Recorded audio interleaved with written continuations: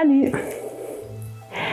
Aujourd'hui, l'histoire que je vais te raconter, elle s'est passée ici ou peut-être là-bas, peu importe. Le plus important, c'est qu'elle s'est passée.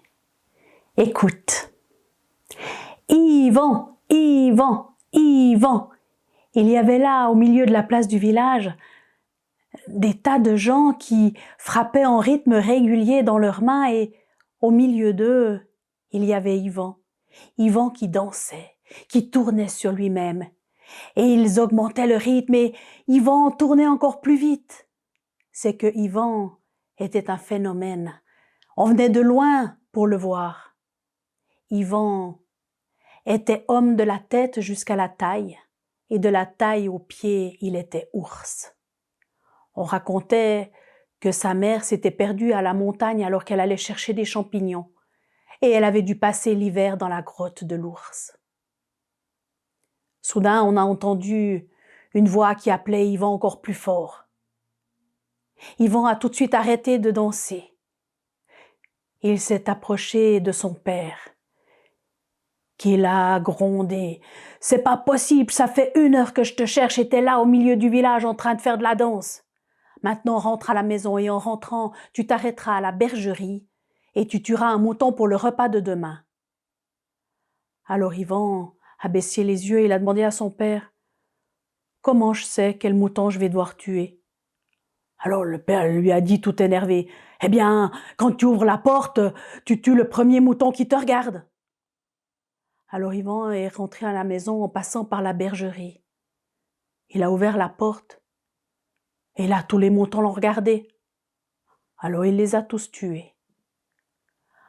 Quand le père a appris que son troupeau de moutons avait été décimé, il était fâché contre Yvan.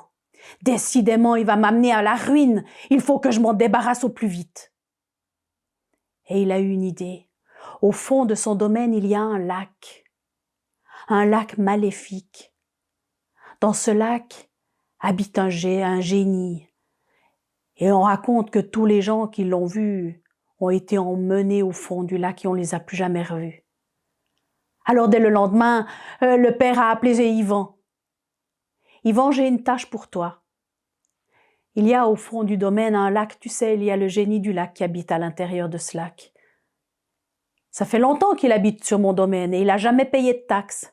Va lui réclamer sa taxe. » Yvan était heureux.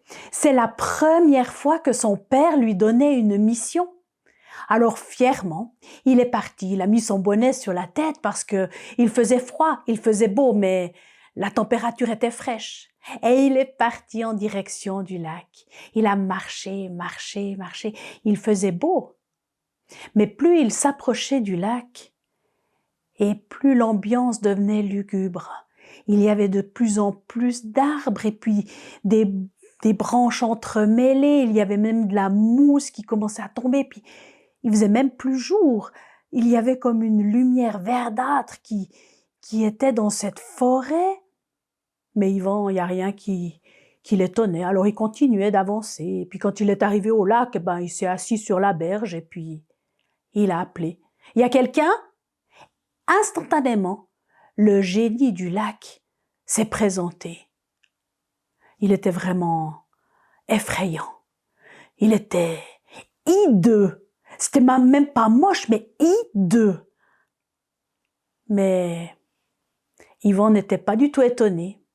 Il s'est présenté. « Je m'appelle Yvan et mon père m'envoie vous demander la taxe.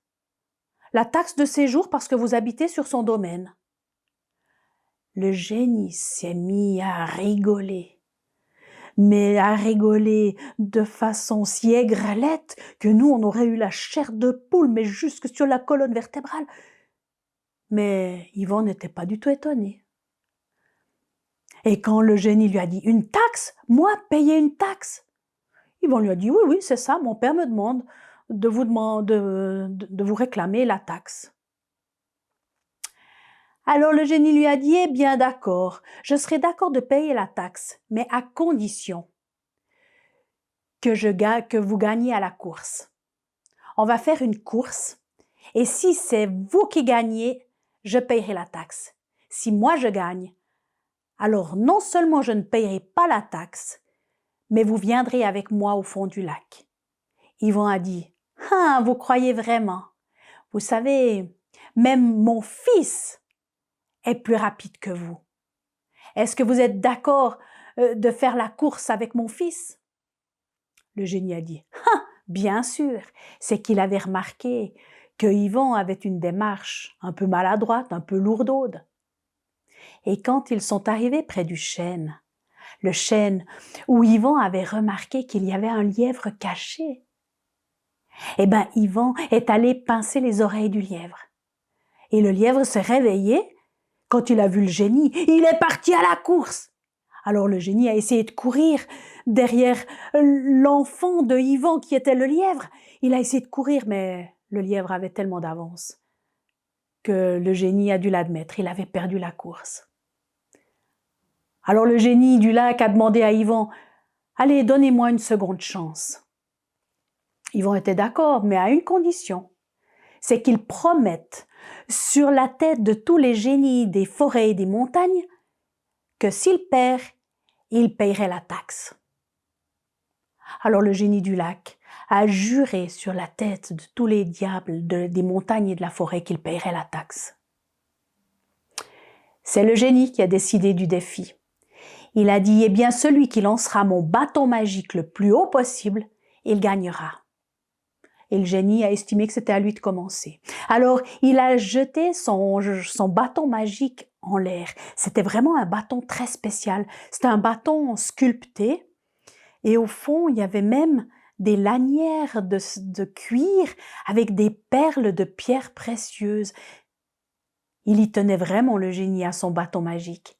Alors, il a pris en main son bâton magique et de toutes ses forces, il l'a lancé en l'air.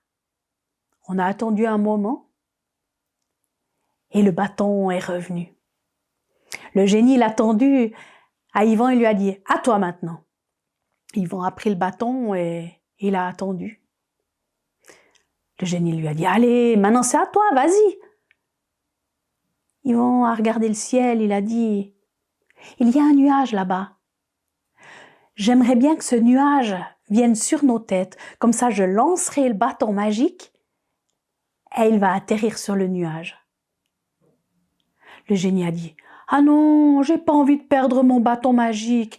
Non, d'accord, t'as gagné. » Et c'est comme ça que Yvon avait un grand sourire. Il lui a dit « Eh bien, tu avais promis sur la tête de tous les génies des montagnes et de la forêt que tu payerais la taxe. » Le génie a dit « Puis combien il veut de taxes, ton père ?»« Oh, il veut pas grand-chose, il veut juste que tu remplisses mon bonnet avec des pièces d'or. » Le génie était surpris, il s'attendait à ce que ça lui coûte beaucoup plus cher. Alors il a dit qu'il allait vite chercher au fond du lac des pièces d'or. Et pendant ce temps, Yvon a découpé le fond de son bonnet et il avait vu là, juste tout près, il y avait un trou qui donnait sur un grand trou dans le sol. Alors il a posé son bonnet dessus et il a attendu. Quand le génie est revenu, il a ouvert son sac de pièces d'or et il l'a versé dans le bonnet de Yvon. Mais quand son sac d'or était vide, le bonnet d'Yvon était toujours vide. Yvon lui a dit « Ben ouais, t'as pas encore réussi à le remplir. » Et c'est comme ça que le génie est retourné dans son lac chercher de l'or. Et il a dû faire le trajet plusieurs fois et le bonnet, il était toujours vide.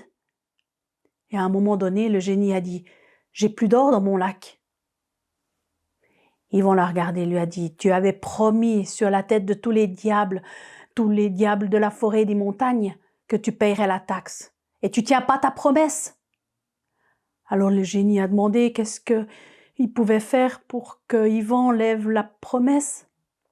Yvon a dit je lèverai la promesse à une condition, c'est que tu quittes le domaine de mon père pour toujours et que tu t'installes à plus de 1000 kilomètres d'ici. Le génie ne se l'est pas fait répéter une deuxième fois, il est parti en courant, on l'a plus jamais revu. Quant à Yvon, il est rentré chez lui et à peine arrivé chez lui, il est reparti avec une charrette pour aller chercher l'or. Il y avait tellement d'or qu'on raconte qu'à Noël, il n'avait pas encore réussi à ramasser tout l'or qu'il y avait sous la terre près du lac. Comme quoi, des fois, les histoires se terminent de façon surprenante, comme on ne se l'imaginait pas. Voilà, mon conte est fini.